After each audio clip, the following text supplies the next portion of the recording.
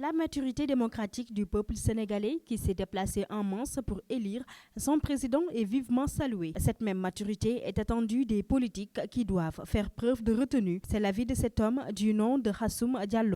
Les résultats que le meilleur gagne, que la population fasse preuve de patience. Moussa Fall estime que le mieux, c'est d'attendre les résultats pour pouvoir se prononcer. Nous sommes allés voter depuis dimanche. Depuis lors, on attend les résultats de toute façon. Que tout ça se termine dans la paix.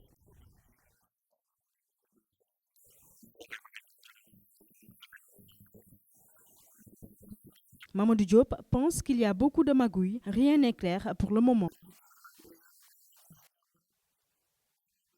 Que tout ça se termine dans la paix, mais il y a des choses très louches. Ce n'est pas normal. On est tous des Sénégalais. Nous, les jeunes, on travaille nuit et jour et on a besoin de soutien. Macky Sall a échoué d'une part. Il devrait nous soutenir, nous les gentlemen.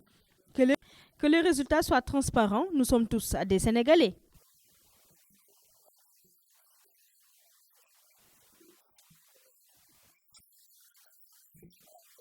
Tout le peuple sénégalais est dans l'expectative. Reste à savoir qui des 5 candidats à la présidentielle sera le 5e président du Sénégal. L'avenir nous édifiera.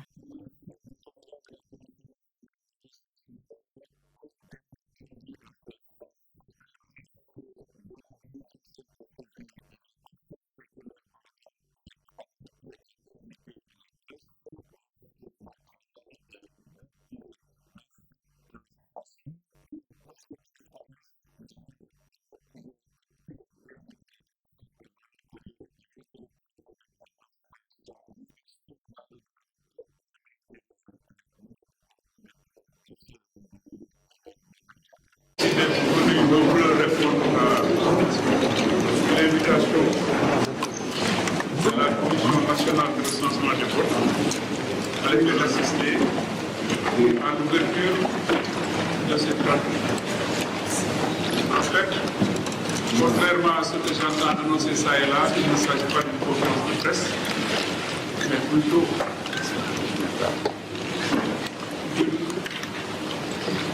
d'une rencontre explicative sur ce que nous travaillons pendant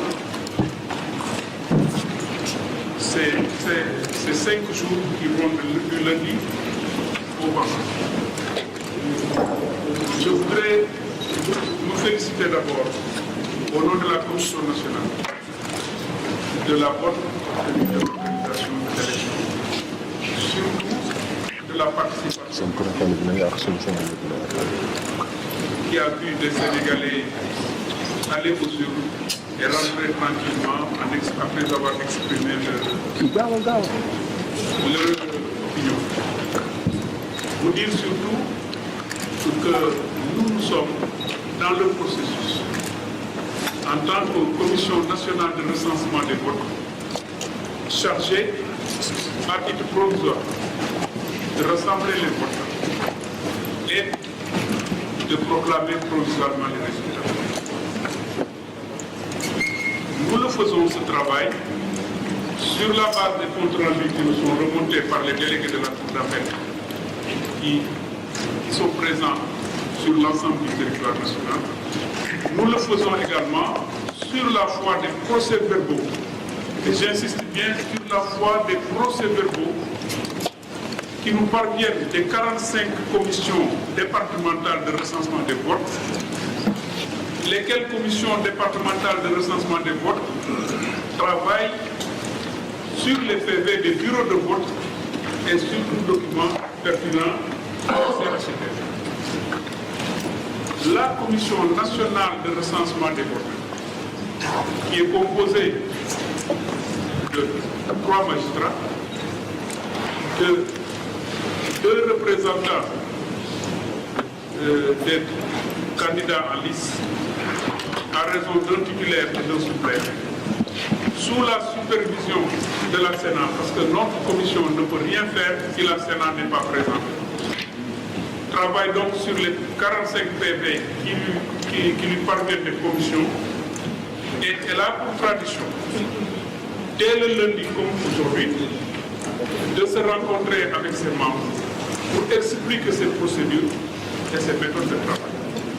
C'est à cet exercice que nous avons cru devoir nous associer, parce que même si vous ne pouvez pas, avec vos caméras et vos appareils photo, être présents dans nos lieux de travail, vous êtes quand même des témoins privilégiés sur qui nous comptons pour relayer l'information.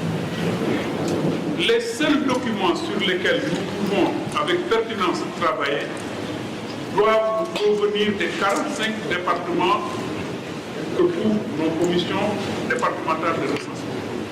Ce sont des PV qui sont à la disposition et de nos magistrats et des membres des bureaux de vote, des membres de la commission qui représentent les candidats. C'est ce document que nous travaillons.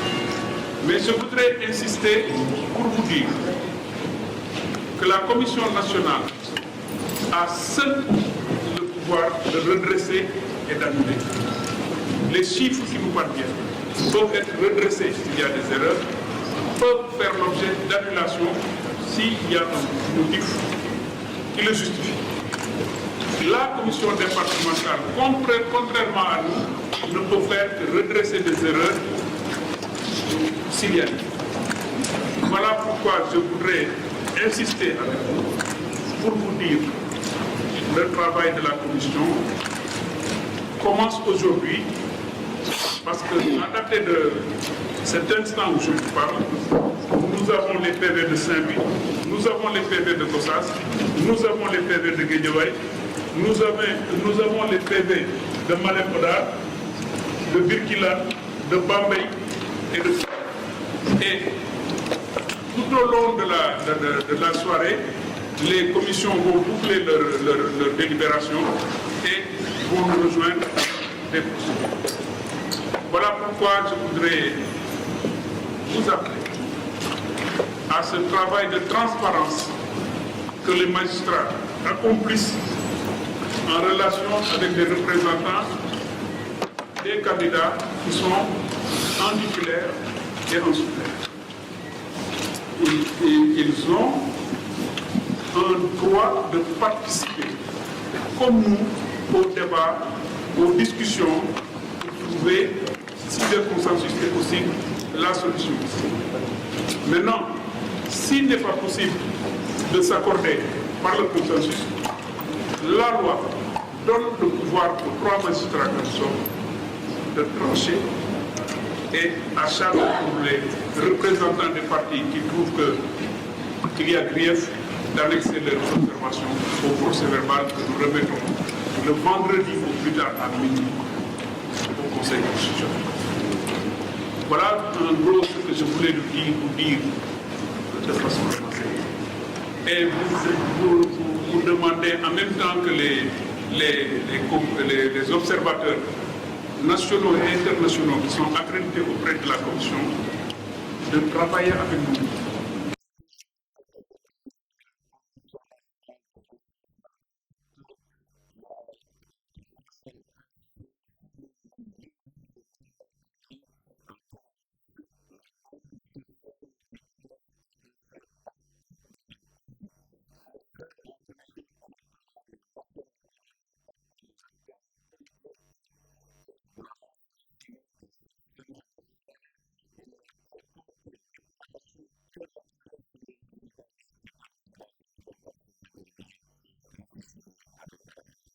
La Commission électorale nationale autonome appelle les acteurs politiques et de la société civile à s'abstenir de faire une quelconque déclaration prématurée sur les résultats du scrutin présidentiel du 24 février 2019. Dans un communiqué, la Sénat souligne que le scrutin s'est globalement bien déroulé sur l'ensemble du territoire national et à l'étranger, ajoutant que le dépouillement des votes se poursuit et les résultats sont en train d'être collectés par les structures habilitées. Elle appelle les acteurs politiques à adopté le même comportement exemplaire que celui observé par les citoyens qui ont mis en avant leur esprit civique au cours de la journée du dimanche 24 février. La Sénat déclare que l'article LO 139 dispose qu'il revient au Conseil constitutionnel d'effectuer la proclamation définitive des résultats conformément aux dispositions de l'article 35 de la Constitution. Le président de la Commission nationale des recensements de vote était face à la presse ce lundi. Le juge Demba Kandji a désamorcé la bombe sociale qui commence à enfler partout dans le pays. Il s'est gardé de donner des résultats et donne rendez-vous à tous les Sénégalais jeudi ou au plus tard vendredi pour donner les résultats provisoires. Que tout le monde se calme et attende que la commission des recensements comptabilise tous les procès-verbaux des commissions départementales d'ici vendredi. Il a également dénoncé les déclarations des uns et des autres annonçant des résultats et des pourcentages. L'opposition a soutenu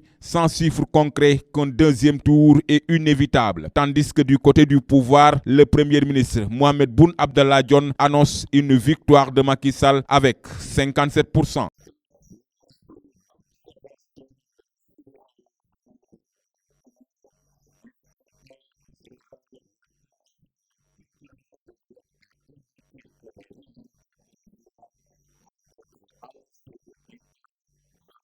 Les résultats du premier tour de la présidentielle de dimanche dernier seront attendus vendredi prochain. La mission d'observation électorale de la CEDEAO qui a rendu public hier lundi 25 février ses premières impressions a jugé satisfaisant le déroulement du scrutin. Tout s'est bien passé et surtout dans la transparence et dans la régularité. L'élection s'est déroulée dans la transparence et en toute démocratie, a déclaré Yahi Bouni, le chef des observateurs de la CEDEAO, et ajoute en soulignant que notre mission, c'est d'observer le scrutin pour son bon déroulement et cela s'est fait dans une ambiance calme, sereine, dans la paix, dans la transparence civique et patriotique.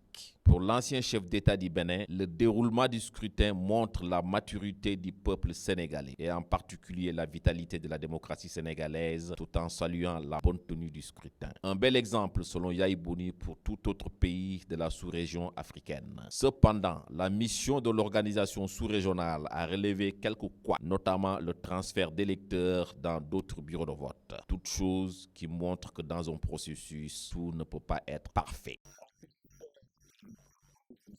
La page sport, on ouvre avec Aliou Cissé, le sélectionneur des Lions du football, qui va publier mercredi la liste des joueurs retenus pour le match de la 6e journée des éliminatoires de la Coupe d'Afrique 2019 devant opposer le Sénégal à Madagascar et la rencontre amicale de préparation contre le Mali. À cette occasion, le sélectionneur national va rencontrer les journalistes à partir de 10h au siège de la Fédération sénégalaise de football. Les deux sélections du Sénégal et de Madagascar opposées le 22 mars prochain sont qualifiées pour la phase finale de la CAN 2019 prévue en Égypte du 21 juin au 19 juillet. Le Mali, contre lequel le Sénégal va disputer une rencontre amicale le 26 mars, a aussi validé son ticket pour la phase finale de la compétition qui se jouera pour la première fois avec 24 pays. Le tirage au sort de la Coupe du Monde U20 Pologne 2019 du 23 mai au 15 juin a été effectué ce dimanche. Finaliste malheureux de la Coupe d'Afrique des Nations disputée au Niger, le Sénégal hérite de la Colombie, Pologne et du Tahiti, un groupe A relevé dans lequel les hommes de Youssou Dabo devront tenter de créer l'exploit comme lors de la dernière édition. Le tirage au sort de la Coupe du Monde U20 s'établit comme suit. Groupe A, Pologne, Colombie, Tahiti, Sénégal. Groupe B,